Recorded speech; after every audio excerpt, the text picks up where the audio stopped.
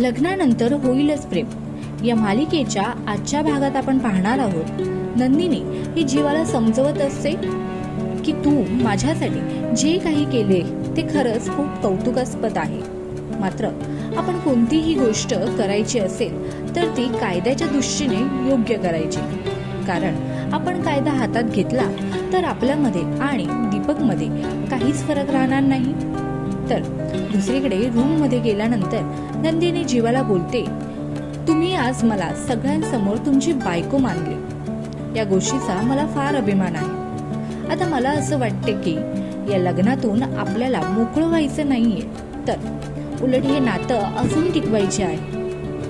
तर दुसरीकडे काव्या विचार करते की नंदिनी ताई आज सर्वांसमोर जीवाला आपला नवरा म्हटला आहे। जर असंच होत राहिलं तर जीवा माझ्या हातातून निघून जाईल। लवकरात लवकर मला घरच्यांना माझ्या आणि जीवाच्या नात्याबद्दल खरे सांगितले पाहिजे।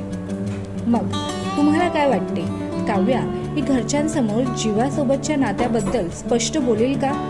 आम्हाला कमेंट मध्ये सांगा। तसेच लग्नानंतर होईलच प्रेम ही मालिका तुम्हाला आवडते का? या मालिकेतील कोणती जोडी तुम्हाला जास्त आवडते आम्हाला कमेंट मध्ये सांगा।